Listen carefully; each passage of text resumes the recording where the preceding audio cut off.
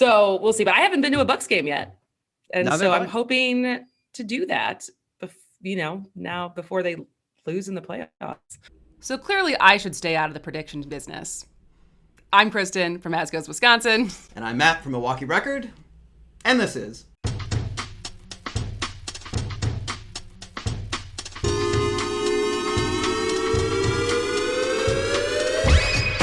Hello! Welcome back to another exciting episode. And hello, Kristin. It's nice to see you. Nice to see you as well.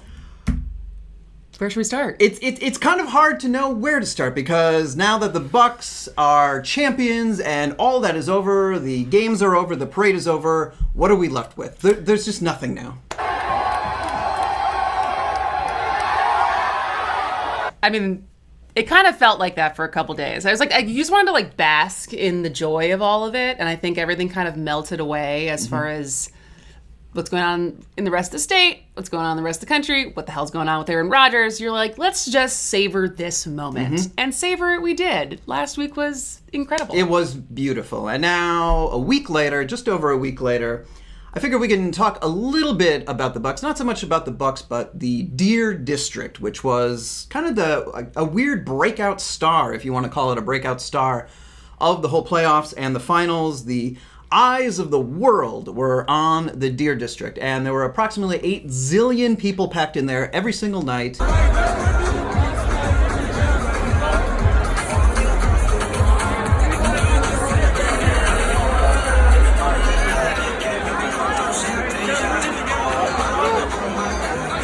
It just kind of grew and grew and grew as the playoffs and finals went on. They kept adding new lots where people could watch the games outside.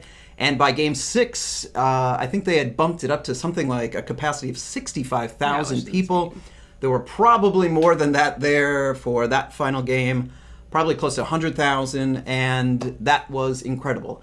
And what maybe some people don't realize, and maybe I didn't realize as well, was that probably won't happen again the way that it happened this year. Yeah, because there's multiple plots, right? Because there's where the Bradley Center was, which is right next to where the Fiserv is now. Yep, it's just like gravel. South, yeah. And that was opened up because there's the plaza that will always be the plaza. That's like in between Drinking Wisconsinably and Not Punch Drunk Love. The one that closed. Social, that right? maybe we'll come back. right. And Mecca and Good City. That's the area with the permanent big screen. But then then they open that up into the front lot that is on the State Street side. And that was the first extension of putting another screen up. And then for the final game, they opened up another part. Well, it's not even a parking lot. It's just another empty lot behind on the... I guess the north side? North What's side, that, yeah. McKinley? Yep. McKinley. Right.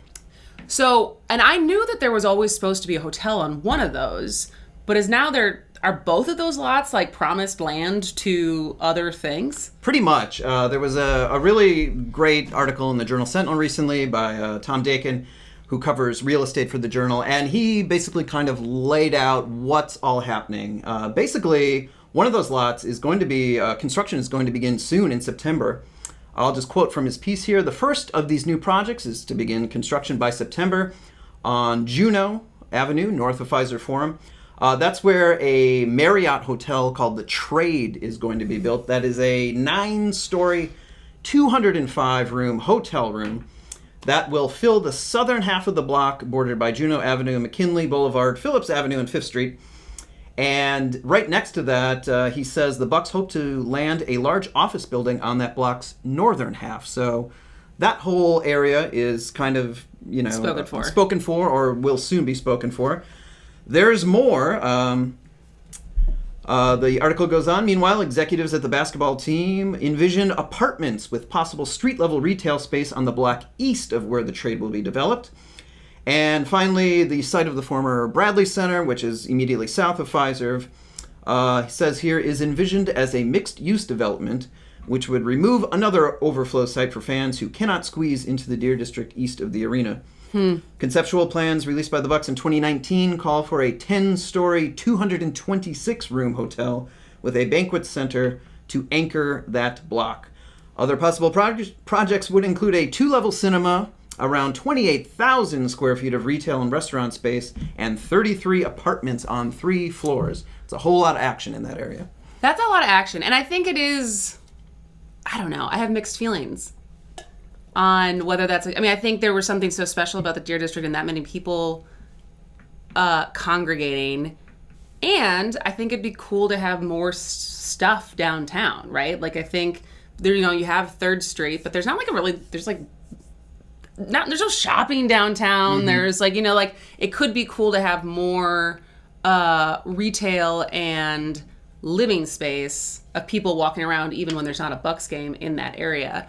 And it'd be interesting to see what the financials were for the Deer District, because most of the kids in there, I don't really know. The couple of times I was in there, mm-hmm. don't know how they were monitoring underage drinking, because there certainly was no wristbands. Nope. And so if I, as a 35-year-old woman, wanted to just pass off my beer to a 16-year-old, I'm not sure there was anyone really stopping me from doing that. No, don't think so. But you have most kids who are underage in there not be able to buy beer. Mm-hmm. There wasn't that much, like we were already talking about before, there's not that much food stands. So it's it was awesome that so many people could go for free.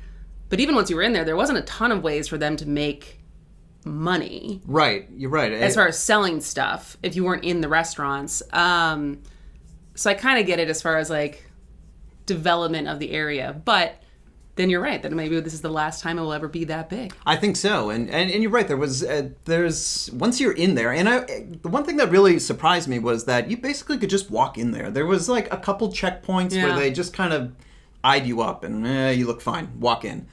And that's great, whatever. I don't know, we don't need all that more security theater going on. I don't know. But you just walked in there. But you're right, yeah, if I wanted to buy a beer at the 2 beer stands that were out there, or maybe 1 at some point, I could just hand it off to anyone. But I don't know, it was so much fun. I had so much fun. Other than Game 6, I did go down there and it was way too packed for me. Yeah. And I got stuck in a crowd for 45 minutes. I could not move. I'm I'm just going to go home and watch the game. So that was great. But even so, I was glad I got down there. I'm glad I got to experience it. And yeah, it feels like a once-in-a-lifetime thing. Yeah. That's just not going to happen again. So, I don't know. It just makes this whole season even more special. I completely agree. So, moving on from the Bucks, let's talk about a classic Milwaukee subject that gets people all riled up and people yell about it and have opinions about it. And that is the Milwaukee Streetcar, the Hop. Are you familiar with the Hop? I am familiar. I'm also familiar that there was a lot of empty threats that they were going to tip the Hop when we won. That's right. Which did not happen. Is that a thing? I was confused. There was a Facebook event that had 2,300 people who had responded saying, if we win, we're flipping the Hop. And then I think immediately it was this is a joke. Please don't try this at home. But yes, I've never ridden on the Hop. I tried to ride it before Game 6. They said they were going to be running that day, and then they were like, no, we're not running. So I ended up waiting for 20 minutes for nothing. So are you on the line where it makes sense that it can actually, from your house, get you to somewhere that you would want to go? No. I have to take a bus to get to the nearest Hop stop, which would be kind of near Shank Hall, kind of near the lake there. And then I can hop on it and I can cruise through wherever it goes, sort of winds around downtown. It does end up at the Milwaukee Public Market, which is always nice. Yeah. And other places. Anyway, there's been a little bit of Hop news recently. There's a great article by Urban Milwaukee, which is talking about an extension, which has been talked about a lot, a streetcar extension. This one going south into Walker's Point. Apparently, there was a proposal to spend $250,000 on an engineering study to see how feasible it would be to extend this streetcar south into Walker's Point. That was approved by a committee, I think last week or even earlier this week. And then when the issue came up to the full Common Council just earlier this week, suddenly people were like, whoa, wait a minute, what are we doing here? And some alders were like, did this pass committee? And they're like, yeah, it did pass committee, and now we're talking about it. And suddenly everyone's kind of a little cool, it seems, on the streetcar. It did pass by a vote of 10-5. So there were 5 votes against it. And I think it came as a surprise to some people who have felt like, most of the Common Council has been so for the streetcar this entire time. And now suddenly when we're talking about extending it, it's kind of, I don't know, people are getting cold feet, basically. And I don't know, it just reminded me of kind of the big buildup for years about the streetcar and how it was kind of sold to the city of Milwaukee. Now, I should say I'm kind of in the middle. I am a streetcar agnostic. There are people that just hate this thing, who are just screaming at our mayor and talking about the trolley to nowhere and da-da-da. Stop the trolley! Stop the trolley! Ticket! I'm not one of those people.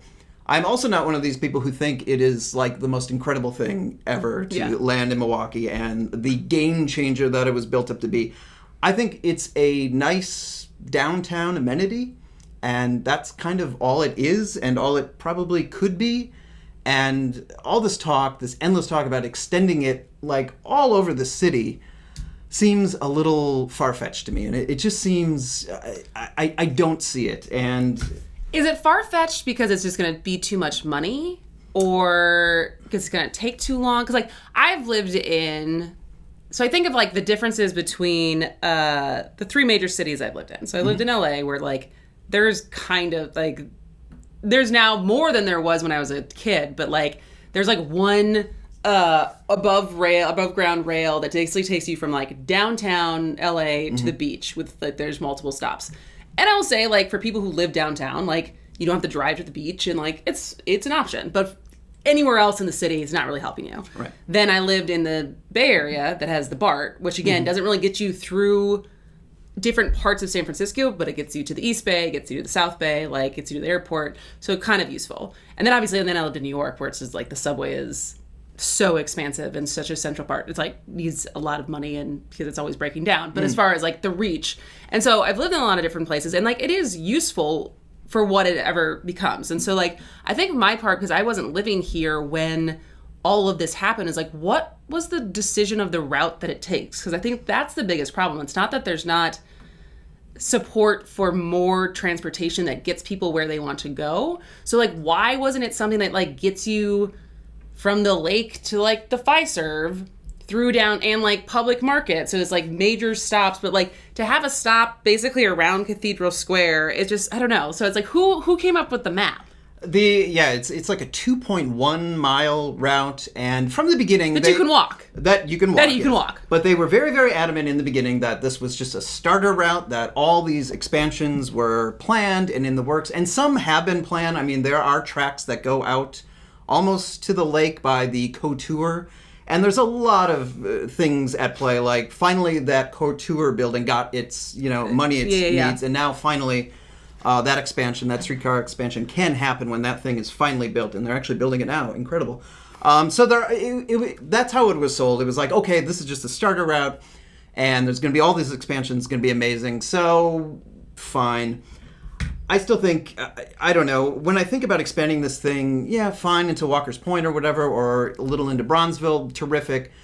But there still seems to be this idea that this should go all over the city. I've heard, people saying this should go out to UWM on the east side. I've heard people say, this should go to the airport on the south side. And then and now, I'm just there are buses that'll take you there. I just can't imagine stretching this thing all over. And I don't know, it just seems like it was pitched as this kind of everything to everyone. If you wanted more public transportation, better public transportation, here it is. Here's the hob. If you want development, we're going to lay down some tracks, and apartment buildings will just pop up right next to these things. And I don't know, it just seems funny to me that now, a few years later, some of the same Common Council members who were, so adamant about this, again, aren't necessarily opposed, but they seem to be cooling a little bit. And some have even said, some of the alders that did vote for this kind of engineering study said outright, okay, I'll vote for this, but I may not vote for the final extension when we get to that point. And some of the other elders are very frustrated, saying like, hey, this is kind of what the plan was all along. We're going to extend this thing. So it's just all kind of up in the air, and it gives more fuel to the anti-streetcar crowd, which they're still very, very vocal. Speaking of the Bucks, I was at the Bucks parade, and I was filming, and there was a guy next to me, and Tom Barrett, came on a bus, and boy, this guy had some thoughts about Tom Barrett and his trolley. Stop the trolley! Stop the trolley! Tip it! Tip it! Fuck you! And then Evers showed up too. And I had some people around me screaming at Evers, and I was like, do you know what you're talking about? Fuck you, Travis! How awkward did those two look in that crowd? it was... Watching Evers stand behind PJ Tucker, watching PJ Tucker shower himself in champagne, and Tony Evers just kind of go...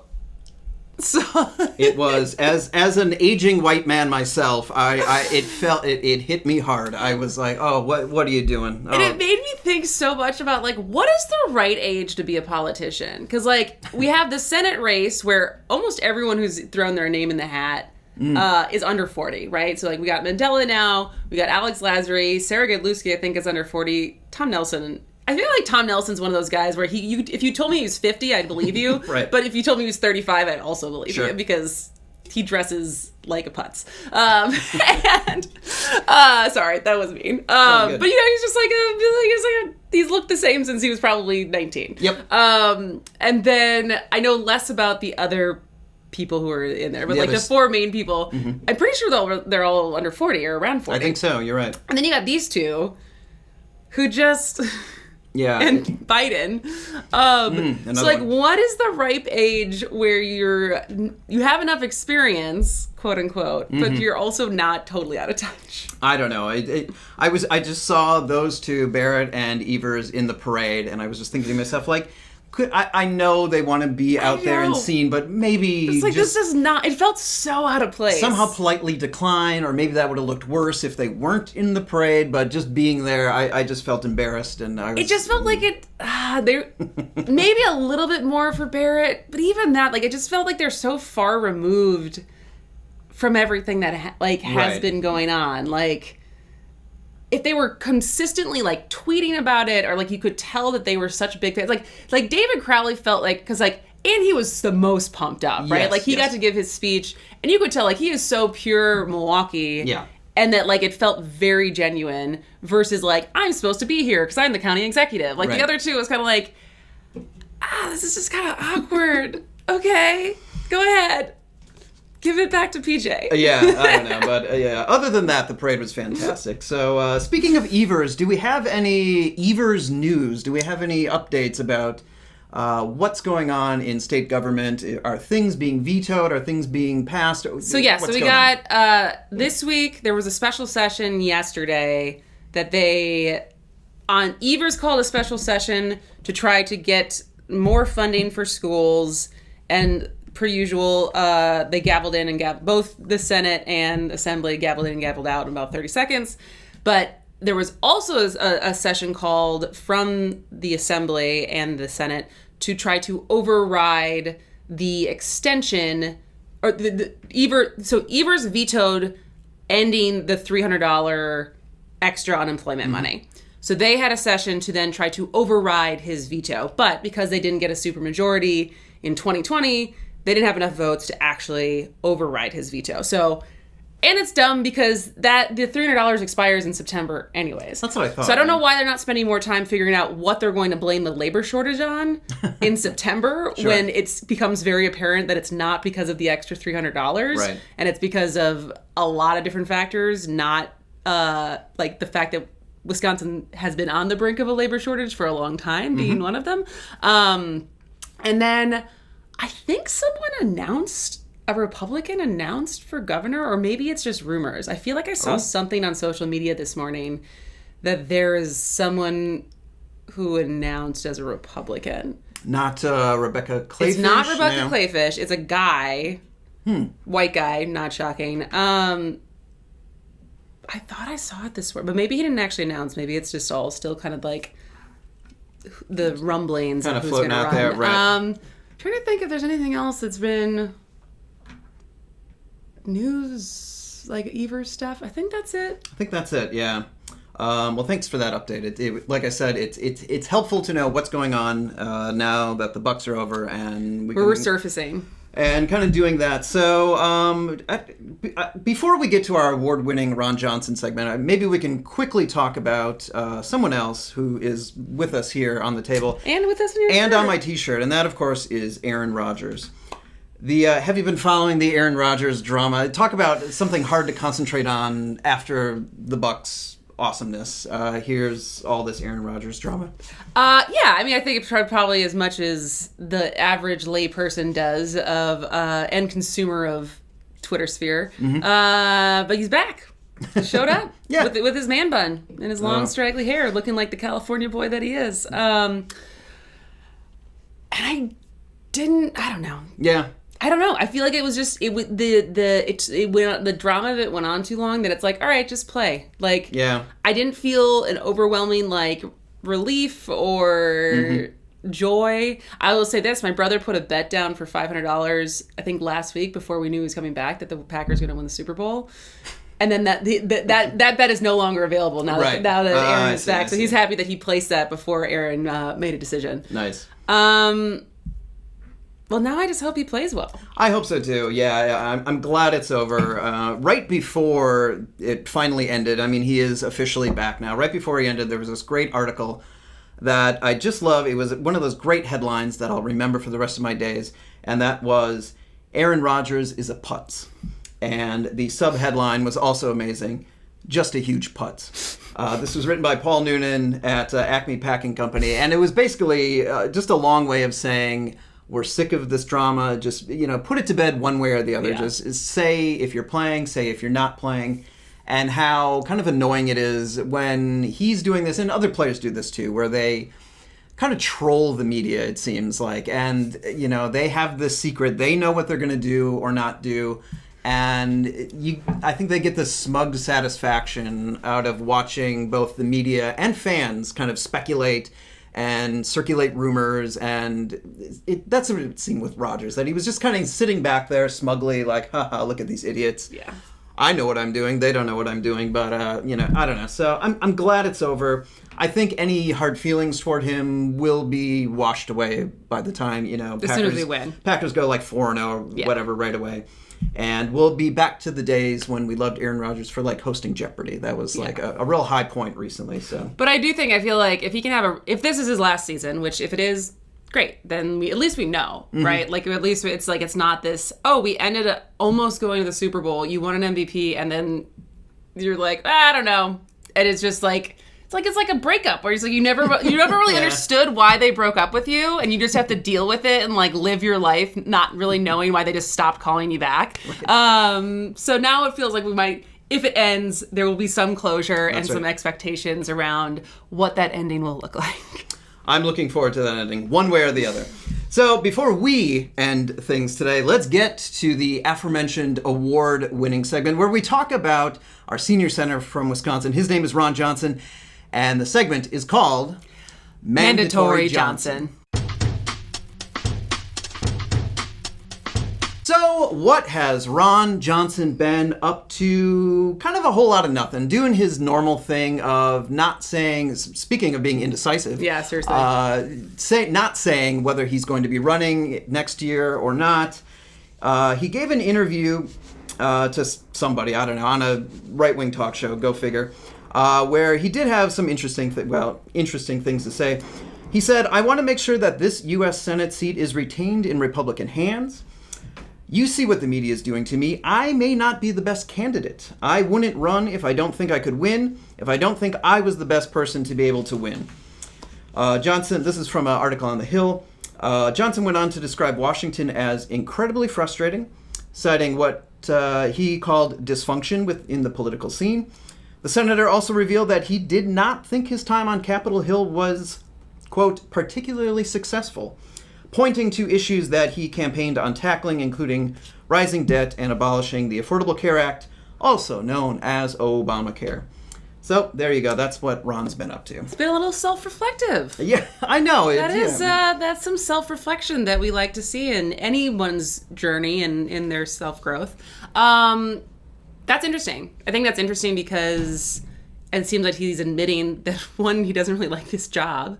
Yeah. Which I don't blame him. And also, two, that, like, you know, if Gallagher runs instead of him, I'm not sure anyone. I mean, that's a much tougher race than the national campaign that this will be if he runs, because he's become such a focal point of, like, people's pointed hatred towards him that are not even in Wisconsin. Yes. So that becomes interesting. But someone asked me this the other day as far as that Senate seat, and they were, you know, because it's so crowded right now for the Democrats, and I hadn't thought about this before until we were in that conversation. But ultimately, like, I think, and it goes to what he said, is like what I set out to do by running, I wasn't really able to do, and that's the thing, is like any legislative body is compromise. Like, your individual power, unless you're Joe Manchin right now, to do something in a two-party polarized system is really difficult to actually get the things done that you ever campaign on. And so I had said in this conversation, I was like, listen, like, they're all going to, like, format what their platforms are, and the Democrats. So it's like, I don't really have a horse in the race yet, especially because, like, some of them I know personally and whatever. But, like, they let them run. But I'm just much more invested in, like, the things that actually affect Wisconsin so much more is the governor's race. Right? Like the actual feet on the ground daily decisions that the governor is going to make, whether that ends up still being Evers or anyone who ends up running against him, like, that makes such a significant impact daily on Wisconsin, that wins that versus who's in the Senate seat. Because the Senate doesn't really get anything done. It's true. So that's my 2 cents. Yeah, think local. I don't know. Vote local, think local. Always the way to go. So that is what Ron Johnson has been up to. And this was Mandatory Johnson. So that wraps things up for another episode. Kristin, thanks for coming in. Thanks for having me. What's your weekend looking like? What do you got ahead? We got Taco Fest. Oh, that's right. We have Taco Fest down at the Summer Ground Fairs. Is on August 1st, this Sunday. There's still tickets available. So that's a plug there for 12 to 3 or 4 to 7. I will be working it. So you can stop by, say hi. I'll also be eating tacos. I would so.